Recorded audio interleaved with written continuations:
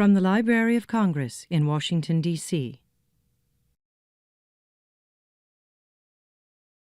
I'm Susan Rayburn, a senior writer-editor in the publishing office at the Library of Congress, and it was my good luck to observe from afar the production of this gorgeous and impressive work, Mary Pickford, Queen of the Movies. This is a substantial tome.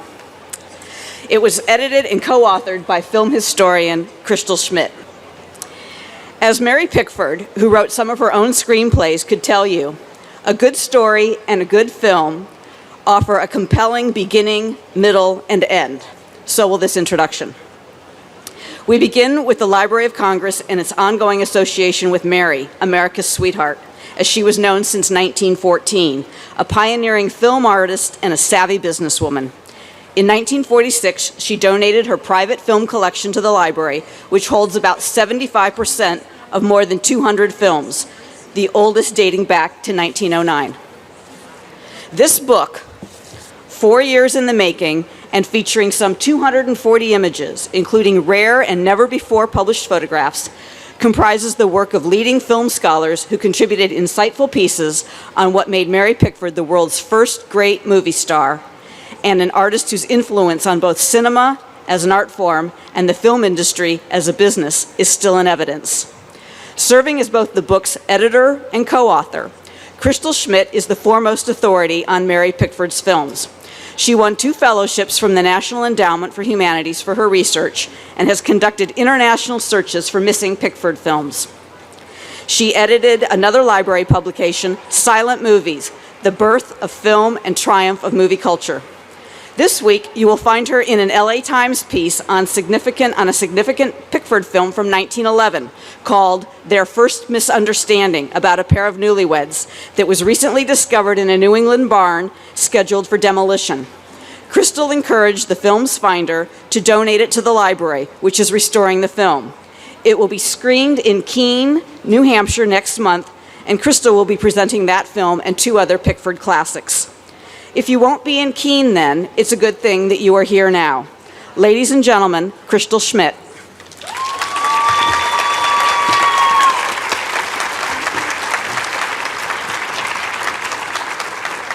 I'm a local girl, that's why there were so many loud screams. This book is really heavy and in my way, so I'm going to set it off to the side real quick. If you purchase a copy, when you're done reading it, you can use it to build your upper body strength, okay? I encourage that. First thing I want to do is thank Susan for the introduction, the Library of Congress, for an honor, really, to be able to come here and share Mary Pickford with all of you.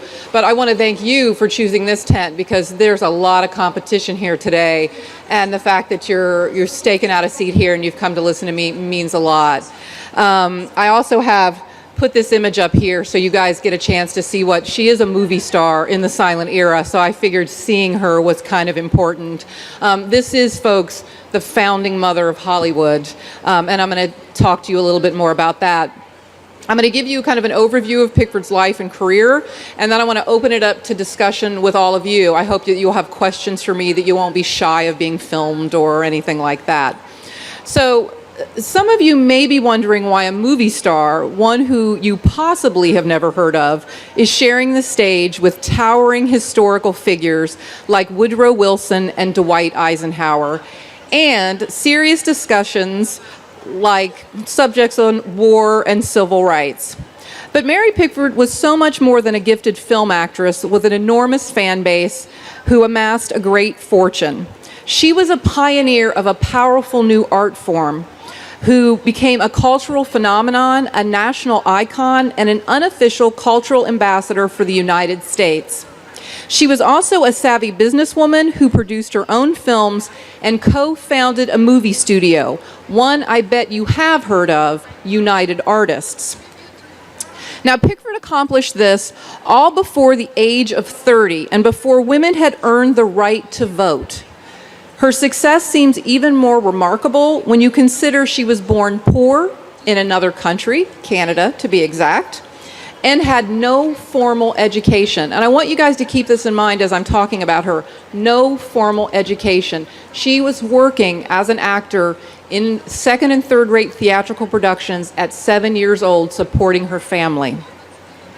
The disadvantaged circumstances of her childhood instilled Pickford with a charitable spirit and a sympathy for those in need. The actress became a champion of numerous philanthropic causes. I'm hearing somebody talking. It's very distracting. I'm sorry. Impressed with her ability to command an audience and raise money, presidential administrations from Wilson to Eisenhower requested her assistance in selling bonds to the American public during the First, Second, and Cold Wars. 3 decades, people. Her tireless volunteerism raised millions of dollars for her adopted country during its greatest hours of need. So you may get from this that Pickford was a tremendously ambitious and driven woman. Her determination to succeed, coupled with her natural abilities in business, made her a force to be reckoned with. This is a 5-foot-tall lady. She looks like an angel. She's very ethereal, very beautiful, but trust me, she was a force of nature, and you're going to get this from this talk. Her film producer, movie mogul Adolf Zucker, believed she could have ran United States Steel if she wanted to. But Pickford wanted to make her mark in the movies. So Pickford's film career begins in 1909 at the Biography Studios when motion pictures were in their infancy. And I figure most of you do not know what the 1909 movie industry looks like, but let me give you a little bit of background. There's no Hollywood as we know it. Movies were made by small companies in cities like Chicago and New York, but they were made in lots of places around the country. Films were short, just one reel. They flickered across the screen. They were known as the flickers. Camera shots were static. There was no such thing as the close-up. Editing was rudimentary. The audience was made up mostly of immigrants and the working class. There were no movie palaces. There were no stadium seats. You weren't going to get a soda the size of your head and put it in a cup holder. No. The local Nickelodeon charged filmgoers 5 cents, hence the name Nickelodeon, and offered small screens and wooden chairs. There were no other major silent film stars working at this period. No Chaplin, no Douglas Fairbanks, no Lillian Gish, no Clara Bow. They came along after Pickford had established herself. But at this period, their actors were starting to attract attention from moviegoers, from theater owners, and from critics. Pickford quickly became one of those actors who was catching the public eye. Within weeks of her first movie appearance, she was being mentioned in film reviews. By 1911, her name was on cinema marquees and her image donned magazine covers. The following year, the press dubbed her the Queen of the Movies. This is a remarkably prophetic title given her future achievements in the industry. And keep in mind, they're calling her the Queen of the Movies in 1912. What comes next is really amazing.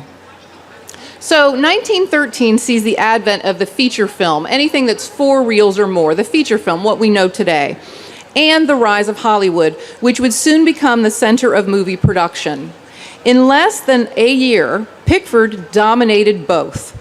When 2 of her star vehicles, Hearts Adrift and Tessa the Storm Country, became blockbuster successes. Her fame skyrocketed to levels that were unprecedented in any medium. She was the first person to experience that all-encompassing worldwide celebrity that is so common today.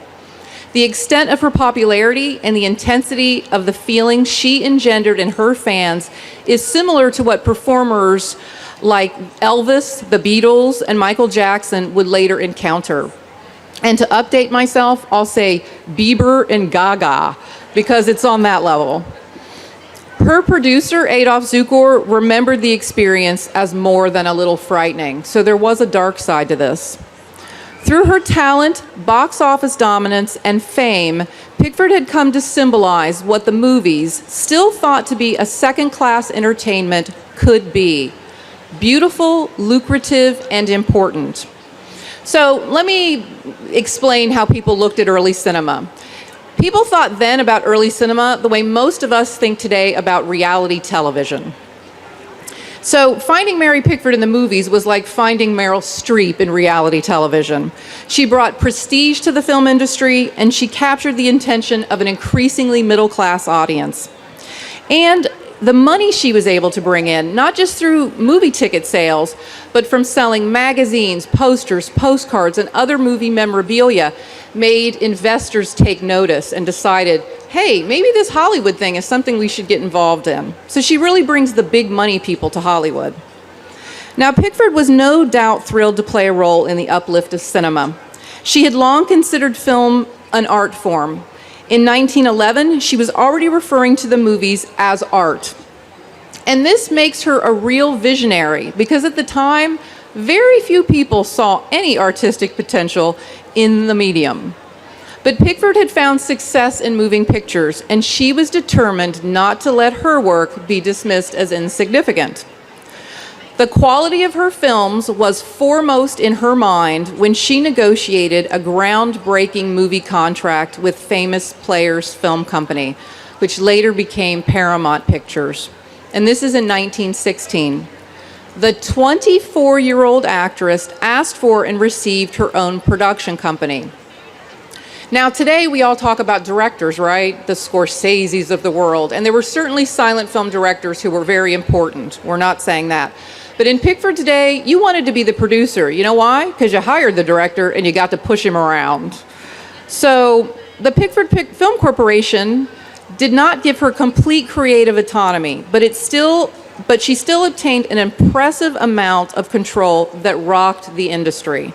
She now had a voice regarding the selection of her directors and final approval over the cast, advertising, and marketing of her movies. She also had a say in the choice of her characters, stories, and film's final edit. I don't know how many actors today are able to control the final edit of their film. I bet very, very few. Finally, she was required to make only 6 films a year.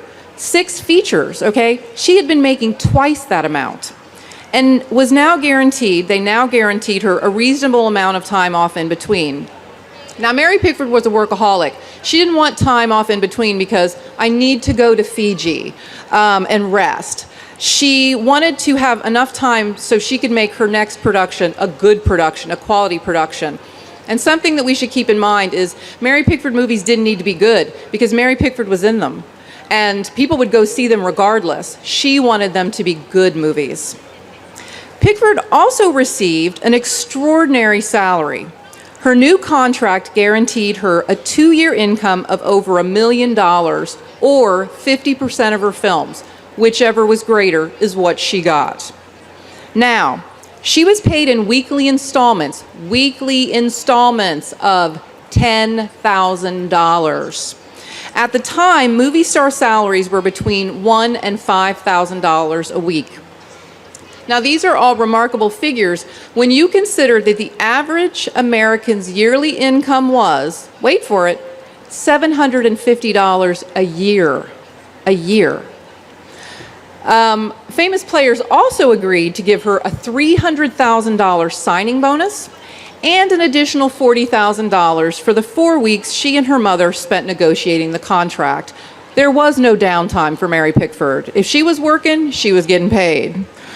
There were other perks, including her own first-class studio in New York, a private stage for filming in Los Angeles, and a parlor car for train travel to and from the West Coast. The following year, after the U.S. entered World War I, Pickford made several short movies aimed at selling government war bonds and a controversial propaganda feature called The Little American. This film comes out about 2 months after we entered the war. This epic Great War film placed America's sweetheart on a ship that is torpedoed by a German submarine, just like the Lusitania. And in short order, she is nearly raped by German soldiers and then put on the wrong side of a German firing squad. Let's just say this film ruffled a few feathers. You put America's favorite actress basically in a gun of the Germans. You know, not great stuff. So off-screen, Pickford was willing to do her part for the patriotic cause. She promoted recruitment for the Navy, raised funds for organizations like the Red Cross, and herself purchased over $500,000 in war bonds. She also purchased bonds for the Canadian war drives, which of course she was Canadian, and also the British as well. The star also adopted a battalion of soldiers and a squadron of aviators, keeping them stocked up on comforts like chocolate and tobacco, and she attended numerous home front events. In the spring of 1918, she was honored to join a national bond drive organized by the U.S. Treasury. Pickford, along with actors Charlie Chaplin, Marie Dressler, and Douglas Fairbanks, kicked off the tour here in Washington, D.C. on the steps of the U.S. Capitol. Over the next 3 weeks, Pickford gave speeches, shook hands, kissed babies, and autographed bond receipts. She even christened a baby elephant with a bottle of champagne at a Liberty Loan function in Chicago. All of this in support of the war effort. But more importantly, she sold millions of dollars in war bonds. For example, on a one-day stop in Pittsburgh, Pickford sold $14 million in Liberty loans. By late 1918, the war now over, Pickford was preparing for her own battle. The actress's contract with Famous Players, which had now merged with Paramount Pictures, had ended, and she signed with a new company, First National. Some of you might know First National now under their name Warner Brothers. They offered the star producer complete creative control over her films. So now she had the sole say. This was the Mary Pickford show. And they offered her something she really liked, more money. $750,000 to make 3 movies and 50% of her film's profits. Now, there's a really funny story about this because Paramount was very conflicted. They wanted to match the offer of First National, but many people in high power there didn't want to match the offer. So they countered with a unique proposal. They'd give Mary Pickford $250,000 a year not to go work for their rival and to simply stop making movies altogether. Now, of course, Mary Pickford was not going to do that, but before she even completes her first picture for First National, Hollywood was abuzz with a rumor that the company was planning a merger with Paramount, putting her exactly where she didn't want to be, back under the control of her former studio. So this was a step back. She just made this huge step forward, and now they wanted her to take a step back. Mary Pickford didn't believe in step backs, people. She just didn't. So in 1919, she joined actors Chaplin and Fairbanks and director D.W. Griffith to co-found United Artists, Hollywood's first independent film distribution company. This new venture allowed the co-founders to avoid the burgeoning studio system, which controlled actor salaries and limited their creative influence behind the scenes. And if any of you are movie buffs, you may know about the struggles that people like Olivia de Havilland, Bette Davis, etc. went through to try to get more money and to get some control over their work. And let me tell you, it didn't happen. It was really tough for them, and that's because the studio system owned them. So now Pickford would star in, produce, and distribute all of her own pictures. She took all of the risk, but she received all of the gain. Not exactly a bad way to close out the decade. Now in 1920, Pickford wed fellow actor and business partner Douglas Fairbanks. They were married to other people. And I should point out, this is not Douglas Fairbanks Jr. I can only say, ooh, that's her stepson. No, she wasn't married to her stepson. Douglas Fairbanks Sr. They were married to other people when they met in 1915, and they risked public backlash and the potential loss of their careers when they divorced their spouses so they could be together. Instead of their turning their back on the famous couple, the world embraced them. A grand romance between 2 of cinema's most beloved stars was the perfect escape in the aftermath of a disastrous 4-year war and a deadly flu epidemic. You know, people had just really had enough of death and destruction, and this was love, and who couldn't get on board with that? Already international superstars in their own right, Pickford and Fairbanks saw their popularity reach a fever pitch after their marriage. The couple honeymooned in Europe, where they caused near riots everywhere they went. The kind of thing some of us of a certain generation remember with people like the Beatles. They were swarmed by admirers at a garden party in London, and Pickford was almost crushed to death by frenzied fans. Truly, she was almost crushed to death. It was a very scary situation. In Paris, in a public market, the actress was hustled into a butcher's meat cage when crowds got out of control. Everyone wanted to see and touch them, even the wealthy and the well-connected. Top-ranking political figures, high society, even members of royalty, people who would not have considered socializing with a lowly actor just a few years before, offered invitations to the new king and queen of Hollywood. And I like to tell audiences this. Mary Pickford, working as a child actor, beginning the film industry in the very early stages, she remembered how poorly actors were treated. She remembered hotels that wouldn't accept them. She remembered boarding house signs that read, "No dogs and no actors." So this really resonated with her to be so embraced by so many people at so many different levels. Respectable society, as they say. When Pickford and Fairbanks returned to America, they ruled over the movie colony from their Beverly Hills mansion, the aptly named Pickfair.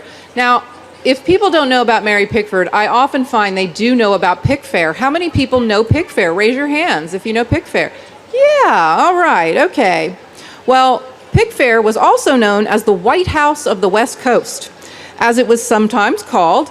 It was a site for legendary parties attended by the 1920s elite, from Amelia Earhart to Einstein to the Queen of Siam. Lord and Lady Mountbatten even spent part of their honeymoon at Pickfair, and there's a wonderful picture of Lord and Lady Mountbatten with Pickford and Fairbanks hanging out at Pickfair in my book. And I discovered Lord Mountbatten, very handsome man, very handsome. So there's no doubt that Pickford and Fairbanks had one of the 20th century's great love stories. And I find it almost shocking that no one has ever made a movie about it, because truly it is movie worthy. And by all accounts, their bond was real, deep, and lasting.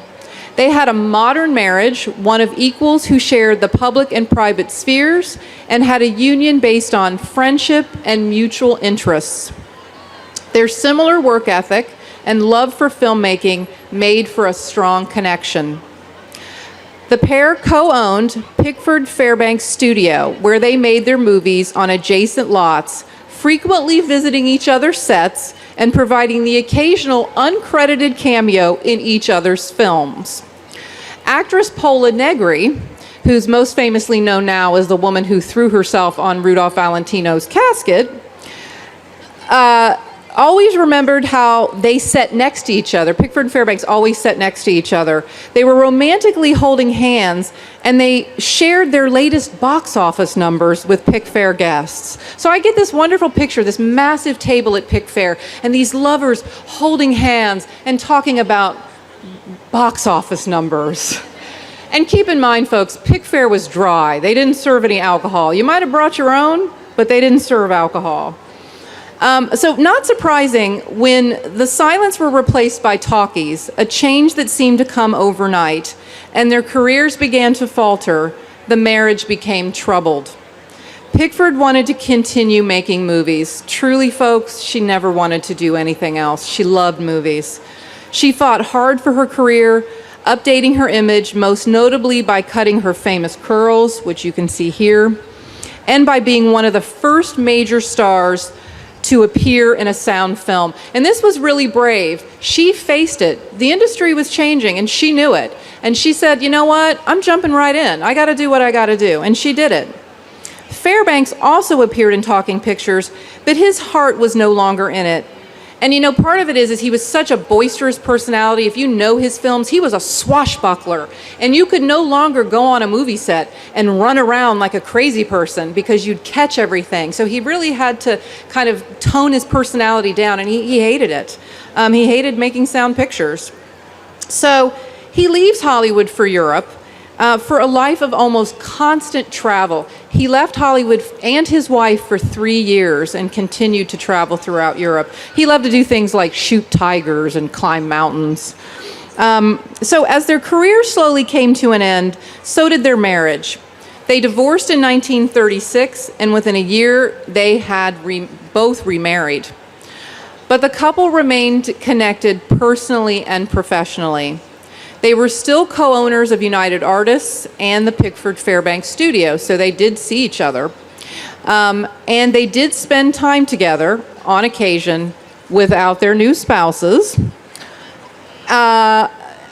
So in 1939, on his deathbed, because Fairbanks died 3 years after their divorce, Fairbanks left his ex-wife a message, one that revealed his enduring love for her. And friends and family always maintained that the legendary lovers never truly got over each other. Now, I end there. I know there's a cliffhanger, right? What happened to Mary Pickford? What was the message? Et cetera, et cetera. All these stories are in the book and so much more. I mean, this... Is that funny? It is true. All these stories are in the book and so much more. There's so many gaps. This is an amazing woman. You know, what I like to tell audiences is she was negotiating that career, making tons of movies, selling war bonds, and having a hot and heavy love affair with Douglas Fairbanks at the same time. I believe she had a clone. I've not been able to prove that yet, but I think a clone may be involved. I don't know. But at this point, I would really like to open it up to all of you, and you can ask me questions about Pickford, about Fairbanks, about the film industry, about celebrity culture. You know, I'm not joking when I say she's the founding mother of Hollywood. I think you all got that from what I've told you. But she's also the mother of modern celebrity culture, for good or bad. So I would love you guys to come up and let's talk and have a conversation. Don't be afraid. I don't bite. I love to talk to you. So don't be shy. Come on up and ask me some questions. Hi. I have one about her attitude towards the first feminist movement was there, and she was a woman in her own right. And a lot of the film industry was very, very close to women. So in her own production industry, did she use women as camera people and directors? And did she in any way help other women in this industry? This is really interesting because actually women in the film industry, when it was still a cottage industry, really had big roles. It was not uncommon. She had a female screenwriter, Frances Marion, who worked with her for a long time, and she let Frances direct one of her pictures. Unfortunately, Frances wasn't a great director, so she didn't do another. She did support women when she could. There were a lot of women who were doing screenwriting, editing. One of my favorite stories about Pickford, because she was so involved in every aspect of filmmaking, is when she met Frances Marion. Frances met her in the editing room where Mary was editing her own picture, and Mary gave her a lesson on film editing. So there were a lot of women in the business. It wasn't that women couldn't get an in at that time. It's really when the studio system comes along and they just take control of everybody that women get the boot. And this is how she avoided it. I mean, she saw the writing on the wall. One of the things that I was so excited to discover, because as a feminist myself, and as what did Mary Pickford do to help people? She helped a lot of people. She was a very generous woman.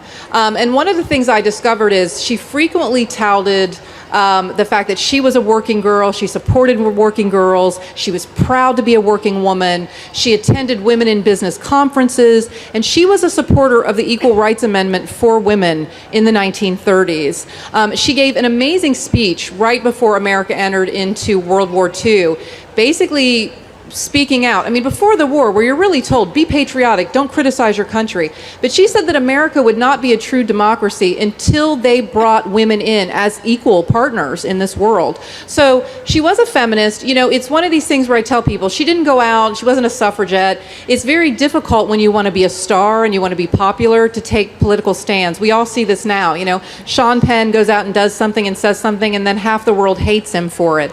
And I think she would have never been willing to alienate so many people, but she was certainly a supporter of women and an incredible role model for women who wanted to be in the industry. Thank you. Hi. Hi. So this is just a beautifully, beautifully illustrated book. Oh, thank you. I know that you mentioned that some of them were, rare or previously unpublished images.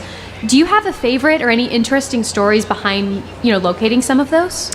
I do, actually. I have been researching Mary Pickford's career on and off for 15 years. I'm a film archivist. I work in archives. I'm one of these people who has traveled all around the world looking at Pickford memorabilia, and I'm always so sad that I can't share it with anybody else. Oh my God, this is sitting in a drawer. Why doesn't anyone else get to see this? So when I did this book, I had a bunch of photocopies of things I wanted to share. I wanted to highlight with this book things that were in her personal collection because the quality was high, but also because I thought it was important for people to see the things that she had, that she saved, that were important. There were in institutions like the Library of Congress, like the Academy of Motion Picture Arts and Sciences, and the Natural Museum of LA County. I'm most proud at the fact that we went to Los Angeles to the Museum of Natural History, where there are dinosaur bones, but there are also Mary Pickford costumes. Her hair is there as well. She cut her curls and she donated them. Yes, her hair is around. We have a photo in the book if you've had a chance to see it. But I was really proud to be able to share that because the thing is that this is a smart book, the great writers, but this gives Mary Pickford a chance to speak for Mary Pickford. It gives a chance for all of the people who read this book and look at it to get a sense of her career without ever watching one of her movies. And the images are gorgeous. I mean, this is a movie star. This is one of the great producers and movie stars of the silent era. And it is a chance to share all of that with you, which truly we wouldn't get to see unless someone put it on a book on the internet or whatever. And that stuff isn't as accessible as you would think. So it was truly an honor to share these early posters and film stills. We did frame enlargements from her movies at the Library of Congress. I mean, I'm very, very proud of the visuals. It's a great question. Thank you so much. Hi. Hi. I understand the formation or the partnership for the United Artists was at the Alexandria Hotel in Los Angeles. And it was not only Fairbanks and Pickford, but also Charlie Chaplin. Correct. Can you mention the other founding members and what was the relationship between Chaplin and Pickford and Fairbanks? Was it one of rivalry? Were there other potential frictions? This is a very, between the two? very, very good question. I love this question. The other co-founder was D.W. Griffith. There were only 4 co-founders. William S. Hart, who was a huge Western star, was also to be a part of United Artists, but he kind of chickened out. Sorry, William S. Hart fans. He chickened out, I think, at the last minute. Pickford and Chaplin and Fairbanks were very close. Chaplin and Fairbanks were best friends. He was their next-door neighbor at Pick Fair. His relationship with Pickford was much more complicated. Charlie Chaplin had a few issues with women, and he would frequently say that how saddened he felt that she had such business smarts, that this beautiful woman was just filling her head with all these numbers and things, and it caused friction between him and Fairbanks. But Charlie was not the businessman that Pickford was, and he certainly wasn't the businessman that even Fairbanks was. And so there were a lot of tensions and rivalries after the divorce, after Fairbanks died. They continued to have a tense relationship, Pickford and Chaplin. But when he was kicked out of this country because he was accused of being a communist, and he was thrown out of the United States, she defended him. She might not like you, but if she felt that you were wrong, she would defend you. They had a kind of a tense relationship. I would just put it this way. They weren't friends, they weren't enemies, and I think a lot of that was Chaplin.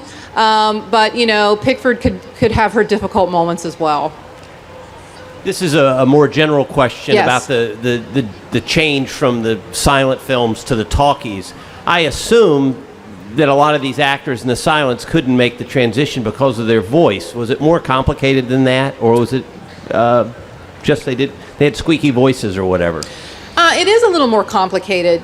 Some of it is the voice. Norma Talmadge, who most people don't remember now, was a huge silent film actress, and she had a very kind of exotic, glamorous, clothes horse image, and she had a Brooklyn accent. And when it came out of her mouth, I think people thought, uh-oh.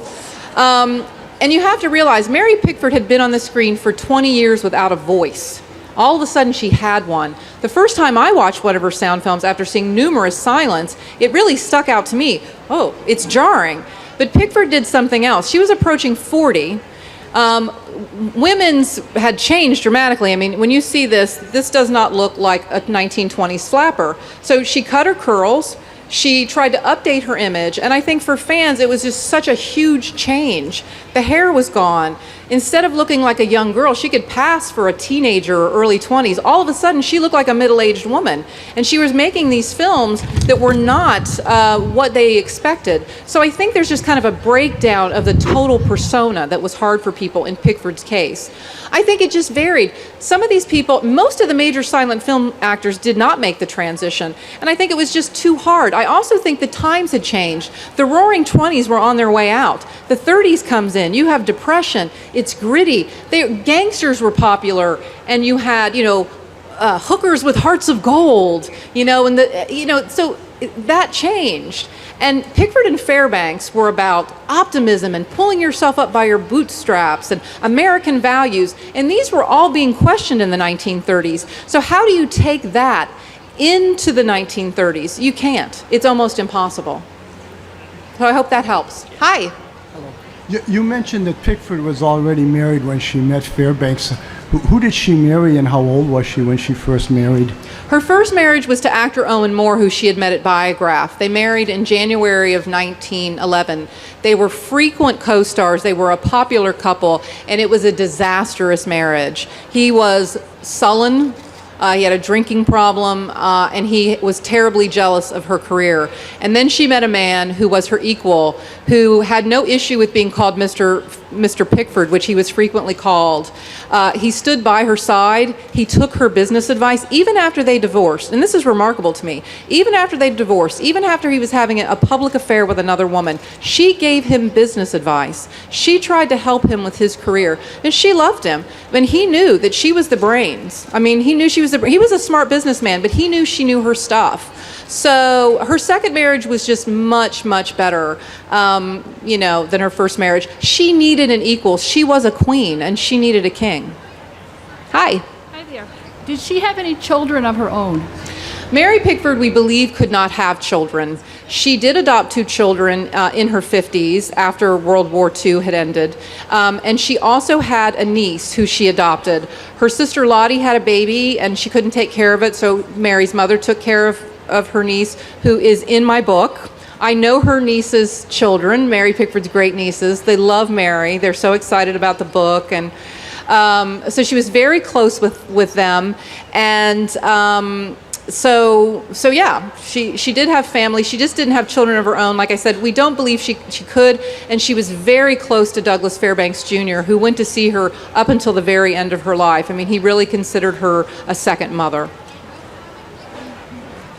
Any other questions? I got lots of answers. If you got questions. Hi. Thanks for your presentation. Thank Why you. do we remember some silent films like Fairbanks' films better than we remember Mary Pickford's films? It's a good question. Part of what Pickford is up against is that her films have not been screened as much. There is a negative, everyone thinks Mary Pickford played a little girl in movies, and it's cutesy and it's passé, and who wants to see this? And actually, Mary Pickford made over 205 films. She played all kinds of characters, but people fixate on this very narrow group. And the thing is, those films are actually good films. They were all made from popular novels at the time. Poor Little Rich Girl, Daddy Longlegs. They were done on Broadway. But I think what happened is that they were kept from distribution for a long time because she feared that people would laugh at them. And I'll tell you, folks, in the 1930s, people were laughing at silent movies. And that was painful for her because this is an art form she helped create and found and grow. And people were laughing at it. And she loved this. So it was hurtful to her. But she's getting a revival now. And people are seeing her films. They're getting a chance. So that's part of it. And part of it is there's been a kind of a block to silent movies. What's a silent movie? Why would I want to see a silent movie? So silent film stars are not as well known as people like Gables and Cary Grants and Betty Davises, because you can turn on TCM and catch one of their movies all the time. So it's much harder for silent film stars. And I also think, to be perfectly frank, I think there's some sexism involved. I think that her films have been devalued, and part of that is gender. She wasn't a fun flapper. So, that is part of it. Hi. Hello. What are your favorite Mary Pickford films? Which ones would you recommend? I love a lot of Mary Pickford films. I'm a big fan of Stella Maris, which she made in 1918. I'm a big fan of The Little American, her propaganda picture. I love her shorts. I love a short she made called Willful Peggy. What draws me to Mary Pickford is I'm a working class girl, and she was a working class heroine.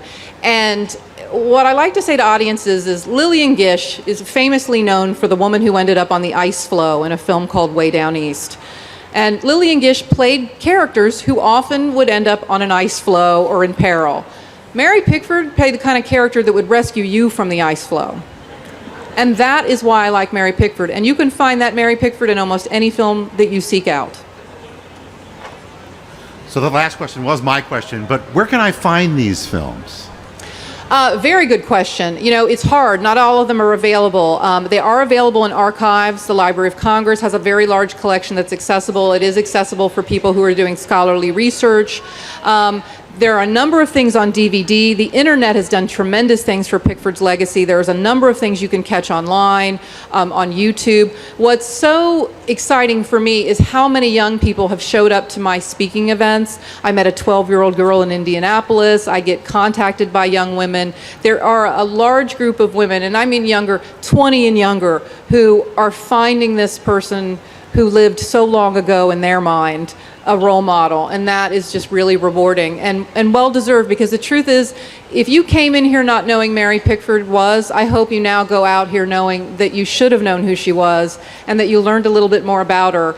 I am doing a book signing, and I want to say this. You don't have to buy the book to come talk to me. I have bookmarks and postcards. I love to meet people. If you see me around the festival, come up and talk to me. This, to me, has just been a real honor, and I hope you've enjoyed the presentation. This has been a presentation of the Library of Congress. Visit us at loc.gov.